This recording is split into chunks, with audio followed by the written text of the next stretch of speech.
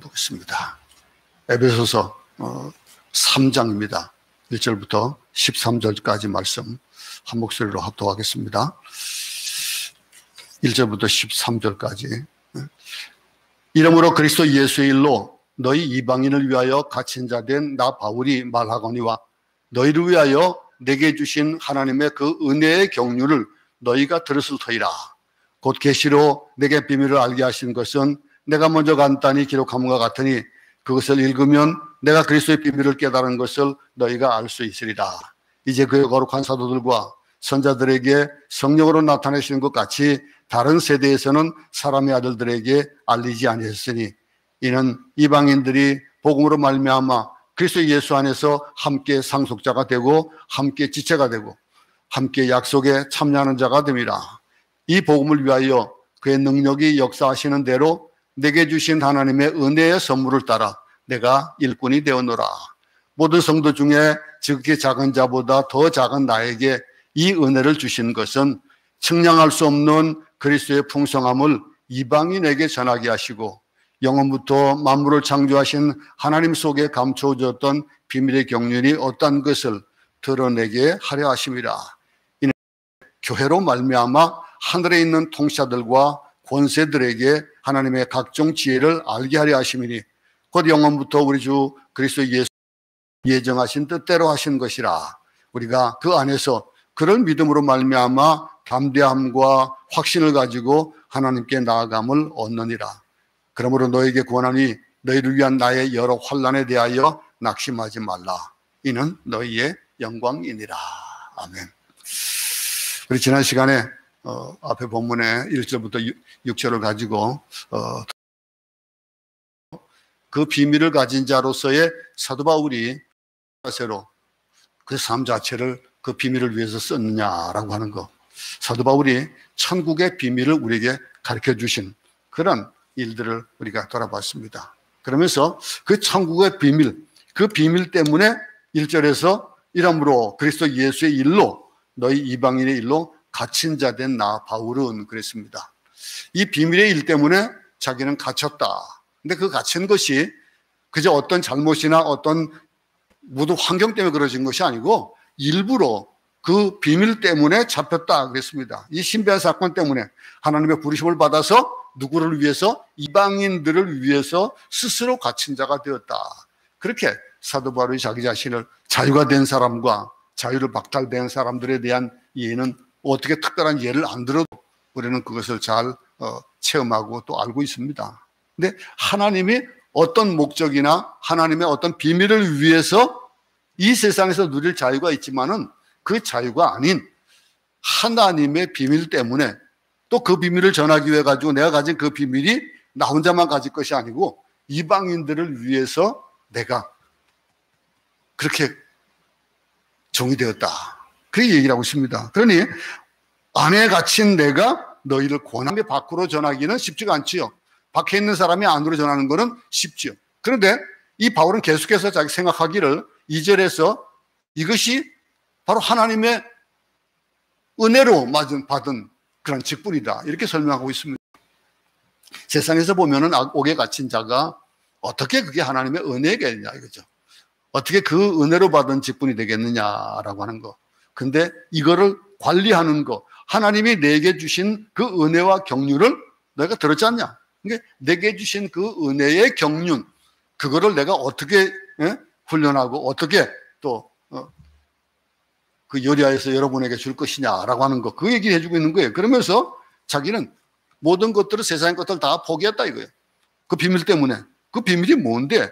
그 비밀은 특별한 은혜였다라고 하는 거예요. 옥에 갇힐 만한 그런 큰 은혜. 근데 이 사건 모두가 다 이 하늘의 비밀이 은혜의 사건이다. 그렇게 설명을 했습니다. 다시 한번 생각해 볼 수 있기 바랍니다. 그리고 이 계시로 보여진 이 두 번째가 뭐냐면은 3절에 보면은 이 비밀이 계시로 보여졌다.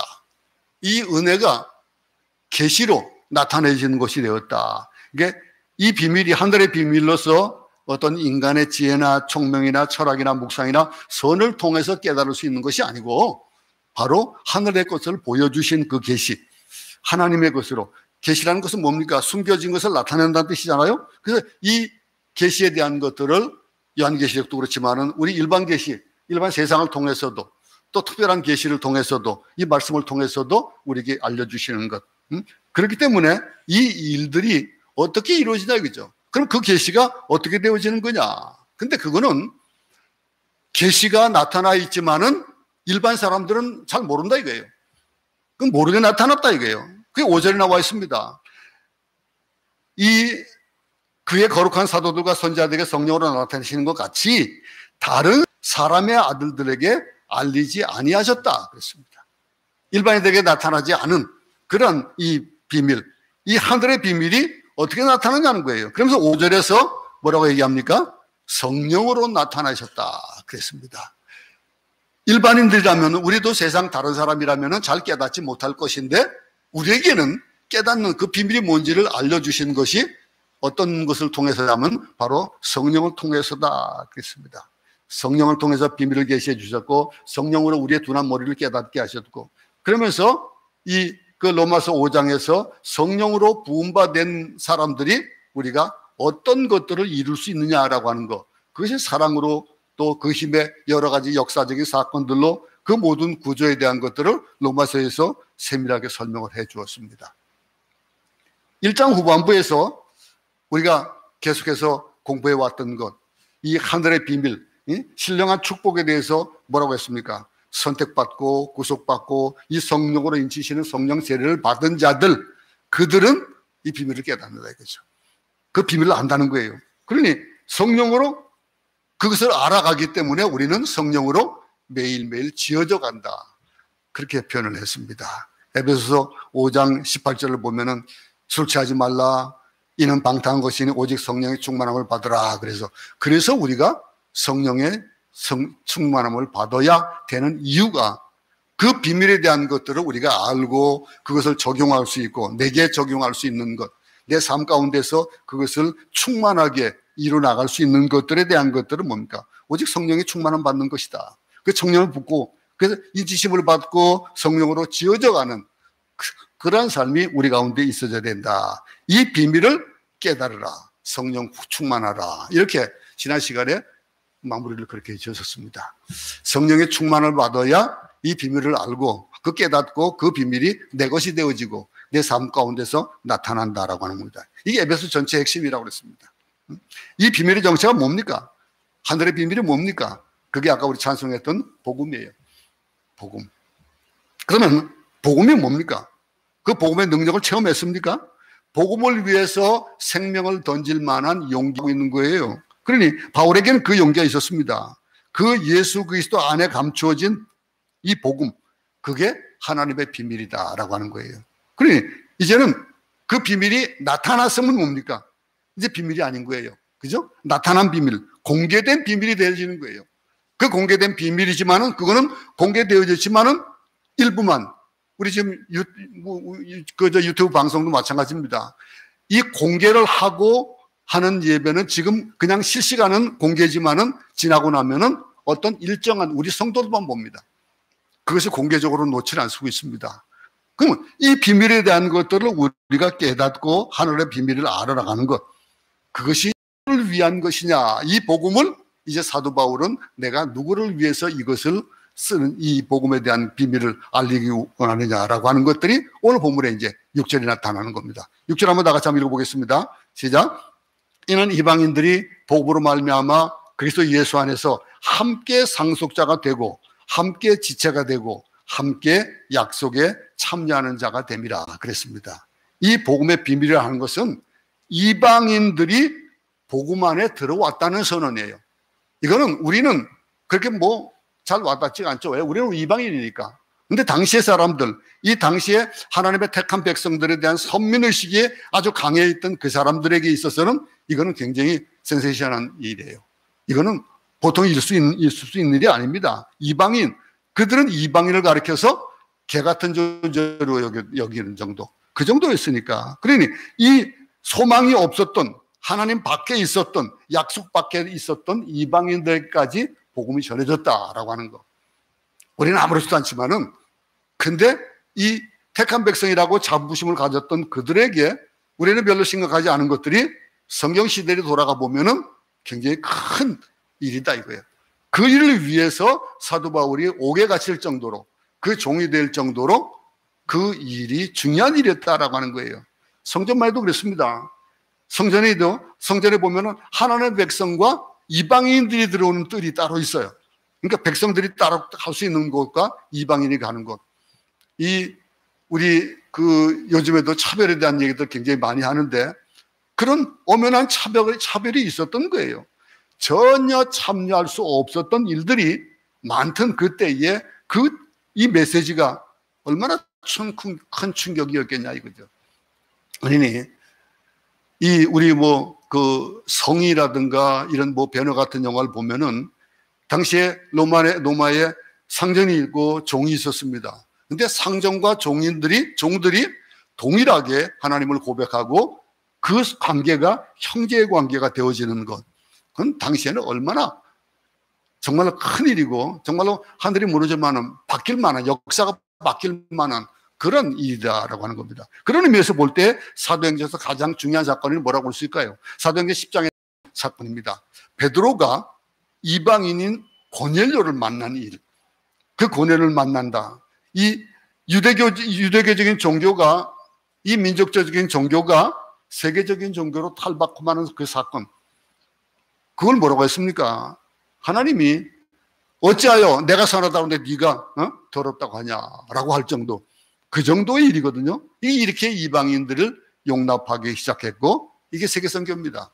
이게 세계선교 시작이에요. 선교사를 보내는 이유가 그거예요. 사도 바울이 옥에 갇히고 그 옥에 갇힌 하늘의 그 비밀, 갇힐 만한, 예를 들면서 간첩이 일부러 어떤 목적을 가지고 감옥에 들어간 예를 한번 지난 수요일 날 드렸었습니다. 그러면 그 일이에요.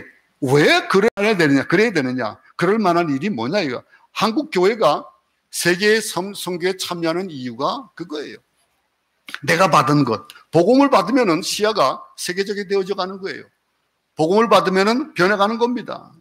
이 복음을 받으면 절대로 그냥 국수주의자가 되질 않아요. 그 민족주의자가 되는 거 아니에요. 물론 자기 민족을 사랑합니다. 그냥 복음을 받으면은 우주적인 역사를 이뤄나가는 거예요. 그러면서 나 하나 안으로가 아니고 밖으로. 우리 자주 그런 말씀 드리죠. 이 나라와 이 서양과 우리 민족들이 좀 다른 것들이 몇 가지가 있어요. 톱이라든가 칼이라든가 이런 거, 사과 깎는 거, 과일 깎는 거, 이런 것들. 또 톱 쓰는 것도 보면 우리나라 것들은 다 어떻게 되는지 알아요? 안으로 당기는 거예요. 안으로 당겨야 힘을 줘요. 사과도 안으로 깎습니다. 사과 밖으로 깎는 사람 제대로 봤습니까? 우리나라 사람들은 거의 다 안으로 깎아요. 그런데 안으로 깎는데 이 서양에서는 거의 다 밖으로 깎습니다. 밖으로 깎아나가고, 톱질도 처음에 여기 이 나라 와가지고 톱을 사가지고 톱질하는데 톱이 안 드는 거예요. 이상해가지고 왜 안 드냐 그랬더니 알고 봤더니 우리는 그냥 당길 때 힘을 주는데 이거는 밀 때 힘기를 주는 거예요. 남에게 나가야 되는 거예요. 이게 어쩌면은 더 성경적일지도 몰라요. 우리가 가지고 있는 것들, 이 복음을 가진 것, 이 하나님의 시야입니다. 우리 가족, 내 식구, 이 감싸는 것. 이 지구촌이 한 덩어리가 되는 게 이 지구촌이라고 그러잖아요. 어떤 한 민족만 이런 것이 아니고 내 민족, 내 자리, 내 민족만 가리키는 것이 아니에요. 내 민족, 네 민족 가르는 거 아니에요. 그러니 예수 없는 사람을 향하여 눈물을 흘릴 수 있는 까닭도 바로 이 비밀에 대한 걸 알기 때문에 그런 거예요. 저 사람 구원 못 받은 거, 구원받지 못한 것이다 보니까 선교를 하기 위해 가지고 이 옥에 갇히는 거? 이건 아무것도 아니라는 거예요. 이 내가 가지고 있던 모든 것들을 배설물로 여길 수 있다라고 하는 것이 이 사도 바울이 주장하는 겁니다. 그걸 우리가 얼마나 체험하고 있느냐라고 하는 거. 예수 없는 사람을 향해서 너희는 만민에게 복음을 전파하라, 모든 족속으로 제자를 삼으라 라고 하는 이 명령이 바로 그 명령이에요. 온천에 다니며 복음을 전하는 사람들입니다. 근데 보세요. 하나님이 이 교회로 모이게 하셨으니까 모인 거예요. 이게 뭡니까? 그저 안에서 우리끼리 나누는 건 아닙니다. 그러면 여행을 가서 그곳에 가서도 참고예요. 우리 어릴 때 신앙은 어떤 신앙이냐면 무조건 본교예요. 본교 아니면 안 된다 그랬었습니다. 그래서 여행 갔다가도 그 교회를 찾아와야 되고 그랬는데 요즘은 어떤 자세를 가집니까? 어느 곳에 가든지 그곳에 가서 예배를 드리면서 그러면서 그들을 돌볼 수 있는 그런 일들, 예? 선교사를 만나서 도와주고 위로해주고 점심하는 일들, 그 일에 내가 하지 못한 일들, 이 비밀이 뭡니까? 이 비밀의 내용이 뭐냐는 거예요. 이거를 오늘 본문에서 요약을 해주고 있습니다. 6절 말씀 한번 보겠습니다. 예수 그리스도 안에서 함께 상속자가 되고 그랬습니다. 함께 후사가 되고 함께 지체가 되고 함께 약속에 참여한 자가 된다 그랬습니다. 여러분, 함께라고 하는 것, 함께 후사가 되었다, 함께 후사가 되고 함께 유업을 받은 자가 됐는데 그 유업을 받은 것, 그 유산을 함께 나눈다는 거예요. 유산은 어떻게 합니까? 유산은 많이 받기 위해 가지고 얼마나 애를 씁니까? 유산 받는. 근데 세상 유산은 같이 쓰고 나누어 쓰면은 손해예요. 근데 하나님의 유산은 같이 쓰고 나누어 쓰면은 더 커지는 것. 이 하나님 나라의 법칙. 이걸 얘기하는. 그러면서 사랑이 나누면 나눌수록 커지는 것처럼 이 후사에 대한 축복도 나만 받는 축복이 아니고 이 내 모든 나와 연관되어 있는 사람들, 이 복음을 전하는 자들마다 그 복을 받는 거예요. 우리나라가 크게 된 이유가 뭐였습니까? 우리나라가 이렇게 경제대국이 되고 나라가 그래도 부강해진 이유가 뭡니까? G7에 우리 대통령이 초청을 받을 수 있을 정도까지 되어지는 것. 물론 그들의 이익 때문에 그렇게는 하겠죠. 그런데 그 일이 어디서 시작했습니까?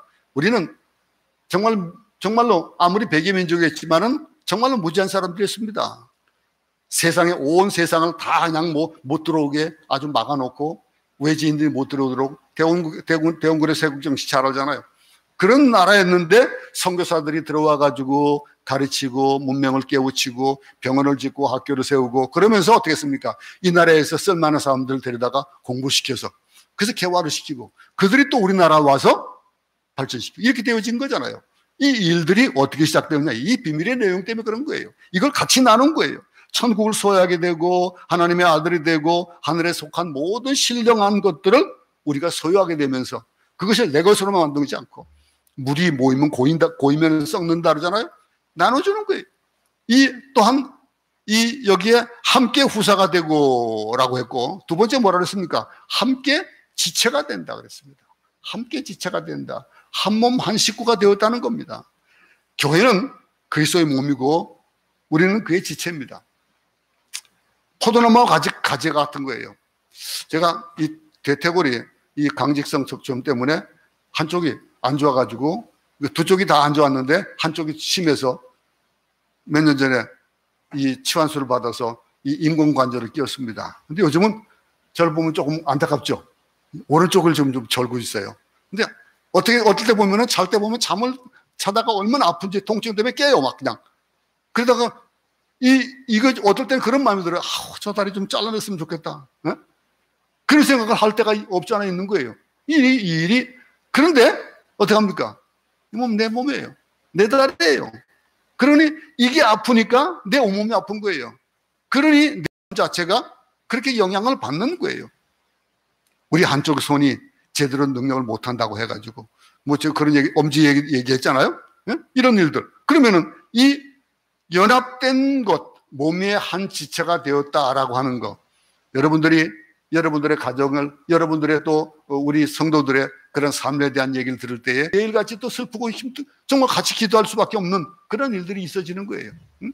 이런 일들, 연합된 한 형제가 되었다, 그리스도 안에서 하나가 되었다라고 하는, 이 함께 지체가 되었다라고 하는 이 맛, 상속자가 되고 함께 지체가 되고, 이 상속자가 되었다는 것을 한국 이 개정에서는 뭐라고 했을까? 함께 후사가 되고 그렇게 했던 것을 이제 이 개혁 한글에서는, 개혁 개정에서는 이제 이거를 상속자라고 표현했는데, 이 상속자가 되어진 것, 그리고 함께 지체가 되었다 그랬습니다. 한 몸이 되었다.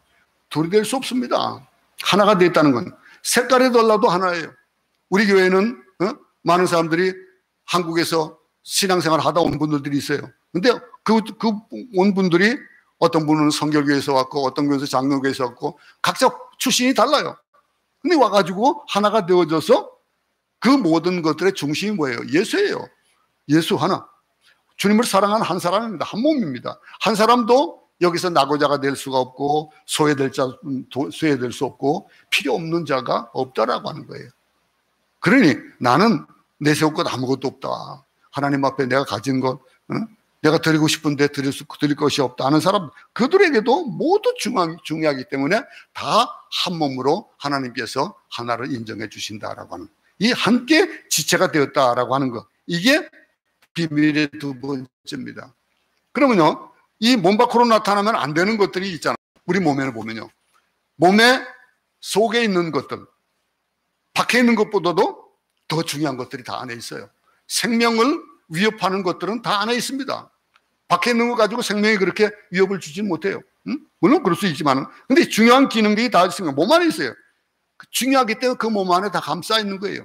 감싸고 몇 겹이 감싸져 있고, 어떤 곳에서는 이 뼈로, 갈비뼈로 그냥 막아놓고, 이런 일들, 밖으로 나타났건 안으로 있건 간에 그거 작건 무익하건 간에 우리는 다 한 지체다라고 하는 거, 각자에게 맡겨진 그 직임들이 있다라고 하는 거.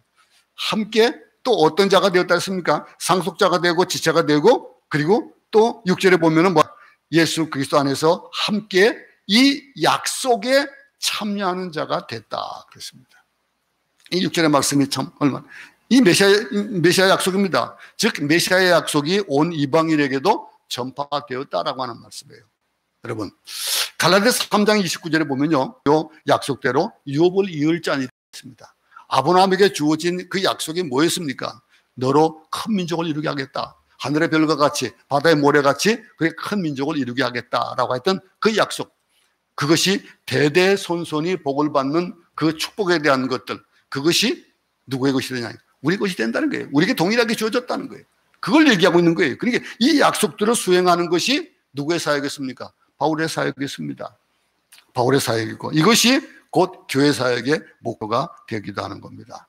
자, 그러면 교회는 왜 만들어졌습니까? 왜 교회의 존재 목적이 뭡니까? 이 교회의 존재 목적이 바로 이 사역을 위해서 되어지는 겁니다. 우리 교회 이름이 뭡니까?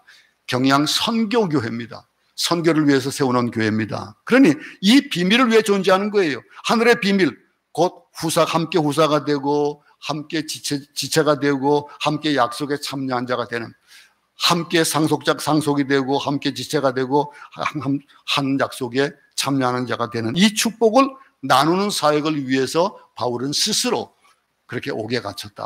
그렇게 자기 자신을 그렇게 표현했습니다. 이 복음을 위해서 일꾼된 바울. 그 바울이, 기독교는 일꾼의 종교예요. 일꾼의 종교. 이 사역을 위해서 바울은 중요한 의식을 가진 거예요. 다른 의식이 아니라 뭡니까? 종된 의식이에요. 내가 종이 되었다. 그리스도의 종이다. 종은 어떤 사람입니까? 종은 주인을 위해서 밖에서 일을 하다가도 돌아와가지고 어떻게 한다 그랬습니까? 복음서에 보면은 밖에 일 나갔다가도 앞치마를 두르고, 그리고서 그 주인을 위해서 봉사를 하는 게 우선이라고 되어 있잖아요. 그게 종이에요. 일꾼의식입니다. 이 3장 7절 하반절에 한번 볼까요? 7절을 보겠습니다. 이 복음을 위하여 그의 능력이 역사하시는 대로 내게 주신 하나님의 은혜의 선물을 따라 내가 일꾼이 되었노라 그랬습니다. 이 일꾼, 종이 되었다는 거예요. 예수님도 내가 섬기름을 받으러 온 것이 아니고 도리어 섬기러 왔다, 그래 말씀하셨습니다.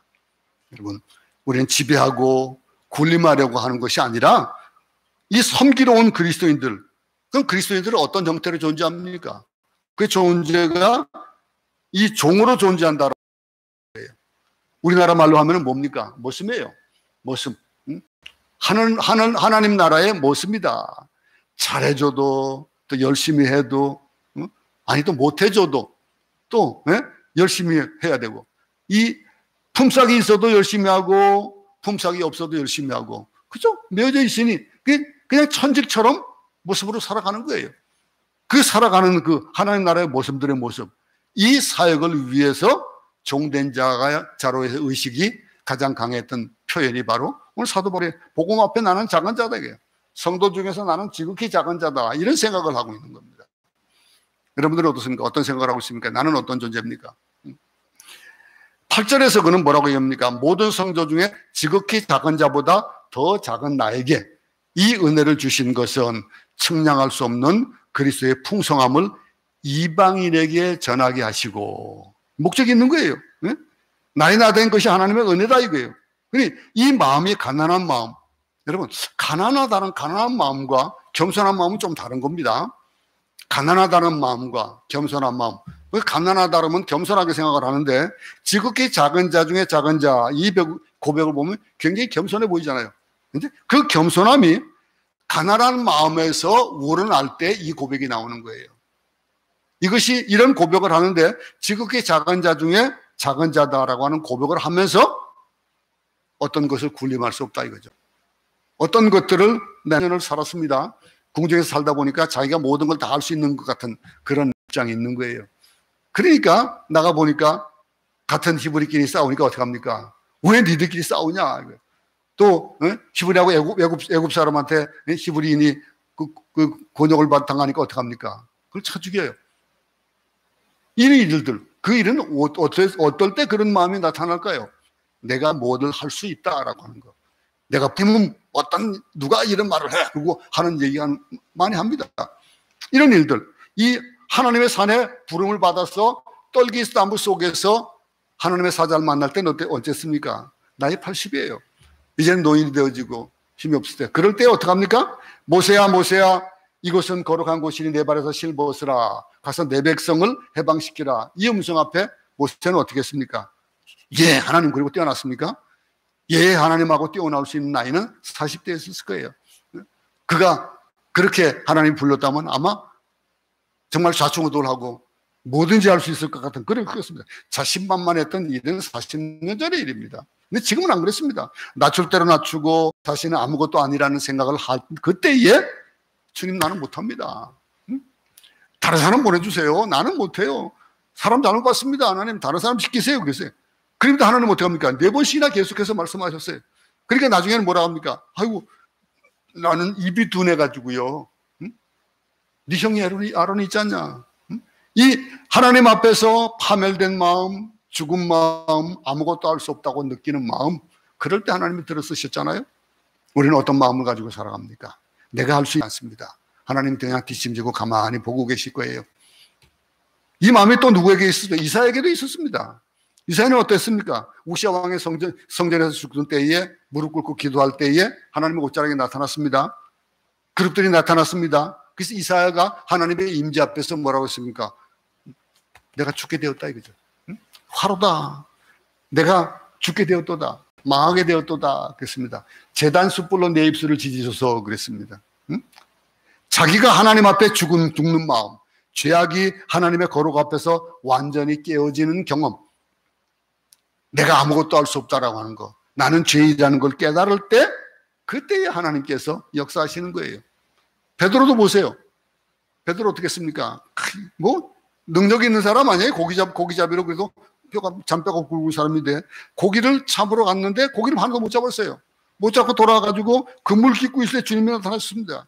근데 주님이 뭐라 그러니까 깊은 데 가서 그물을 던지라 그랬습니다. 깊은 데 가서 던지니까 어떻게 했습니까? 그물이 찢어질 정도로 많았었어요. 그 일을 보면서 어떻게 합니까? 아, 그래서 내가 좀 살아있지. 내가 그래도 이만큼 능력이 있어. 내가 그래도 그 어부 생활을 몇 년인데 안 그랬어요? 뭐라고 얘기했습니까? 주님, 나는 죄인입니다. 나를 떠나소서 그랬습니다. 이런 마음들, 이 바울의 작은 정신과 또 이사야의 베드로의 이 정신들, 겸손히 낮추는 의식, 이게 겸손이 아닙니다. 그것이 어디서 나오는 겁니까? 하나님 앞에서 하나님을 만나보니 나는 아무것도 아니라고, 나는 가난한 것, 내 심령이 가난한 자가 되어지는 그럴 때에 이 고백을 할 수 있는 것이라는 거예요. 우리가 오늘 삶을 살면서 이런 생각을 다시 한번 해볼 수 있기 바랍니다. 내가 뭐든지 할 수 있다 할 때, 그때는 그 결과는 아마 훌륭하게 나타나지 않을 겁니다. 내가 아무것도 할 수 없는데 하나님이 하신다라고 할 때, 그때에 역사는 일어난다는 겁니다. 매일 양식에서 우리가 한 예를 들었잖아요. 어떤 산부인과 임신한 그런 부인이 막 힘들어하고 애가 나올 기미를 안 보이니까 어떡합니까? 하나님께 기도하자라고 했을 때, 그럴 때에 하나님의 기도로 있다라고 하는 그런 그 말씀을 기억할 겁니다. 아무것도 아닙니다라고 하는 고백, 하나님만이 하실 수 있습니다라고 할 때 완전히 죽는 마음, 이것이 바울이 일꾼된 그런 겸손한 마음이에요. 이 가난한 마음에 그리스도와 비교할 수 없는, 측량할 수 없는 마음에 그 위에서다. 이렇게 목적을 삼고 있는 거예요. 그 삶의 목적이 그거예요. 내가 작아질 때 하나님은 크게 역사하시고, 내가 무명할 때에 하나님은 유명해지고, 내가 밀어내질 때에 하나님의 지혜가 나타난다라고 하는 것을 사도 바울은 잘 알고 있는 거예요. 우리 모두 그런 삶을 살 수 있기 바랍니다. 이 일을 보면서 영원전부터, 창세전부터 창조의 하나님 속에 감춰진 비밀이 있다라고 성경은 말하고 있는 거예요. 여러분, 성경에서 말하고 있는 이 비밀이, 구절 한번 다 같이 읽어보겠습니다. 영원부터 만물을 창조하신 하나님 속에 감추어졌던 비밀의 경륜이 어떠한 것을 드러내게 하려 하십니다. 이 일을 위해서. 이게 중요한 결론에 다다랐습니다. 이 놀라운 하나님의 비밀, 이 하늘의 비밀, 이 비밀을 맡은 일꾼으로서 일꾼된 의식과 종된 의식을 가지고 살고 이 바울은 이 사명을 감당했는데, 그럼 오늘날 이 시대에는 누가 이 사역을 감당하겠냐 이거죠. 이 일을 위해서 할 것이냐 보면 10절에서 답을 주고 있습니다. 10절에 봅니다. 이는 이제 교회로 말미암아 하늘에 있는 통치자들과 권세들에게 하나님의 각종 지혜를 알게 하려 하심이니 그랬습니다. 교회, 한마디로 교회라고 선포하고 있는 거예요. 이제는 교회가 하는 거예요. 여기서 교회는 교회 건물을 얘기하는 건 아닙니다. 그리스도의 몸된 교회입니다. 교회로 말미암아 각종 지혜가 주어지고, 그래서 모든 정사와 권세와 또 하늘 위 아래 천사, 이 모든 세상까지 그 하나님의 모습을, 하나님의 비밀을, 하나님의 그 뜻을 보여주는 사명을 누가 가지고 있다고 얘기하고 있습니까? 바로 교회가 가지고 있다라고 하는 겁니다. 이게 우리의 삶의 목적이 되어지고, 이게 우리가 사는 그런 지향점이 되어지는 거예요. 그게 예수 때문에 사는 거예요. 근데 많은 사람들은 우리가 예수를 목적하고 살아가야 되는데, 많은 사람들이 예수가 목적이 아니고 내가 목적이 되는데 예수가 수단이 되어지는 그런 삶에 대한 얘기들을 우리는 자주 했습니다. 교회로 말미암아 교회가 하나님의 거룩한 조직을 통해서 그분의 역사를 이루나가신다, 이렇게 말하고 있습니다. 그러면서 이 고난을 딛고 담대하게 당당하게 이 역사를 이루나갈 때 가져야 될 태도를 오늘 또 이 사도 바울은 이 12절에서 말씀하고 있습니다. 두 가지 태도를 얘기하고 있습니다. 우리가 그 안에서 그를 믿음으로 말미암아 담대함과 당당히 나아감을 얻는다 그랬습니다. 담대함과 확신을 가지고 하나님께 나아감을 얻는다, 이렇게 고백을 하고 있습니다. 세상에 대한 이 성도들이 가져야 될 이 모습, 세상을 향해서, 사탄을 향해서 이제 담대하고 당당하게 나가야 된다는 거예요. 나는 누구라고요? 하나님의 자녀라는 거예요. 하나님의 종이에요. 하나님의 종인데 주인이 그 종의 잘못되어지는 걸 보고 가만히 있겠습니까?